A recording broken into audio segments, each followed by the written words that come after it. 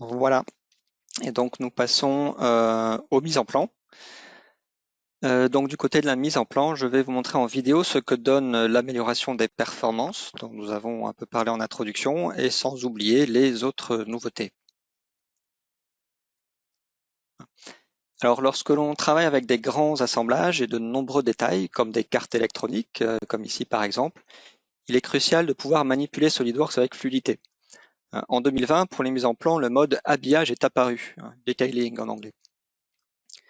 Ce mode habillage permet d'ouvrir très rapidement les plans des grands assemblages sans charger le modèle 3D. Du côté des assemblages, l'option performance graphique améliorée a permis, depuis la version 2019, d'exploiter au maximum la puissance des cartes graphiques, apportant un gain de fluidité impressionnant sur les plus grands ensembles. La version 2021 apporte cette amélioration sur l'environnement mise en plan. Alors, regardons ce que ça donne en espérant que à votre écran, ça soit assez fluide, hein, sinon on rediffusera la vidéo sur YouTube. Donc à gauche, c'est 2020 et à droite, c'est 2021. J'espère que vous voyez bien la différence, parce que moi, mon écran, elle est vraiment claire et nette, hein, sur les mises en plan bien chargées. Sur le même poste en 2020 et en 2021, en 2021, le déplacement est fluide et le plan reste constamment juste sous la souris, même avec des déplacements rapides. Même chose pour le zoom et les déplacements de près. Si vous avez une carte graphique relativement récente, vous apercevrez tout de suite de la fluidité de 2021. Alors j'en profite pour rappeler que la rapidité de mise en plan est directement reliée au nombre de traits à afficher. Peu importe la taille, peu importe le détail. Même si c'est une arête tangente minuscule d'une pièce sans intérêt, il doit être calculé par SolidWorks. Alors évidemment, ce type de nouveauté n'incite pas à faire attention à cela, mais gare à l'effet rebond. Si vous profitez de cette nouveauté pour activer les arêtes cachées sur les vues des grands assemblages, ne m'appelez pas pour vous plaindre des lenteurs l'année prochaine. La technologie ne résout pas tout. Alors, si on bascule sur la deuxième feuille qu'on a à l'écran déjà, encore plus chargée, l'amélioration est encore plus sensible. Mais remarquez qu'ici, on n'affiche toujours pas les traits cachés. L'objectif est d'avoir le moins de traits possible. Alors, j'ai parlé de cartes graphiques récentes. Oui, mais récentes comment? J'ai testé sur mon poste, puisque j'ai une vieille carte graphique Nvidia Quadro K2100M qui date de 2014. J'ai voulu savoir ce que ça donne. Là aussi, j'espère qu'on va le voir à l'écran. À gauche, 2020, c'est quand même assez saccadé. Moi, c'était assez compliqué sur les mises en plan avec pas mal de détails. En 2021, à droite, c'est beaucoup, beaucoup plus fluide. Alors, c'est pas aussi fluide que sur la vidéo et sur une carte graphique récente. Ceux qui ont une P4000 ou une Quadro RTX de dernière génération, vous nous en direz des nouvelles. Donc voilà pour les performances. Regardons maintenant les nouveautés côté fonctionnalité. Revenons sur le mode habillage introduit donc en 2020. Ce mode permet donc, comme on l'a déjà dit, d'ouvrir la mise en plan sans charger le modèle 3D. L'ouverture est donc très rapide et le plan est sans perte de détail. Au passage, c'est très utile pour partager les mises en plan sans envoyer tout l'assemblage et sans faire de mise en plan détachée. Si vous avez SolidWorks 2020 ou 2021, vous pouvez ouvrir ce plan en mode détail, même sans avoir accès au fichier 3D. Alors, bien sûr, le mode d'habillage ne se limite pas à la visualisation. Vous pouvez toujours ajouter et modifier des dimensions et des annotations, par exemple. C'est d'ailleurs une des premières nouveautés de 2021, la possibilité de modifier les notes. Ajouter du texte, enlever du texte, changer toutes ses propriétés.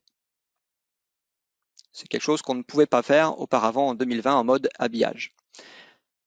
Alors, remarquez que ma vue au-dessus est interrompue, mais la vue principale ne l'est pas. C'est une deuxième nouveauté de 2021, la possibilité, toujours en mode habillage, de passer une vue normale en une vue interrompue. Alors, on a aussi bien sûr accès au type de trait de la vue interrompue.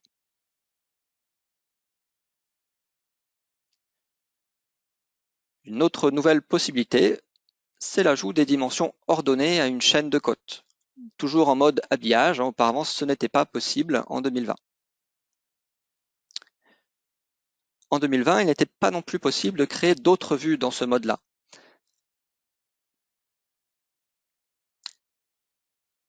En 2021, il est possible d'ajouter des vues de détail et aussi de rogner des vues, toujours sans charger le modèle 3D. Donc c'est vraiment intéressant. Et on continue avec la possibilité d'ajouter des symboles de perçage. Là aussi, ce n'était pas possible en 2020. Vous l'aurez compris, encore une limitation qui saute avec 2021. De même que la position de dimension interrompue sur les vues de détail. Et enfin, on a désormais accès à toutes les propriétés des dimensions. Alors, notamment les tolérances et la précision.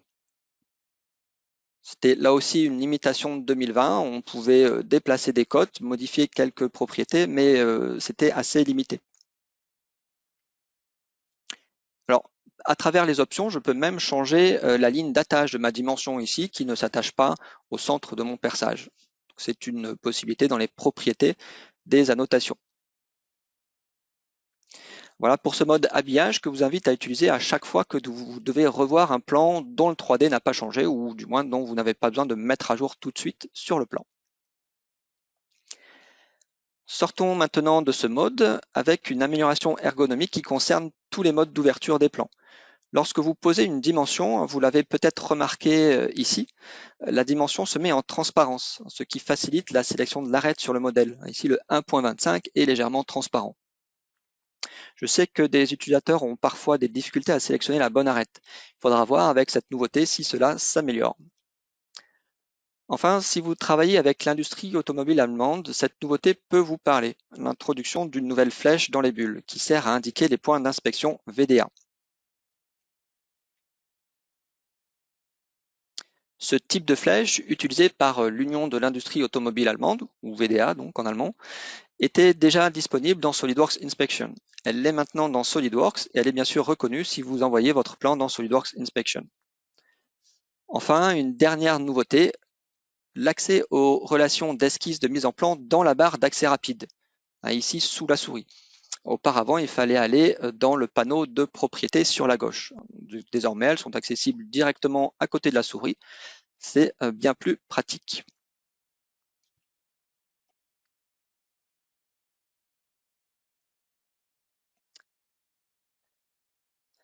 Et voilà pour ces nouveautés en mise en plan, de belles améliorations des performances. Moi, c'est le plus gros changement de 2021 en termes de performance, c'est dans les grandes mises en plan.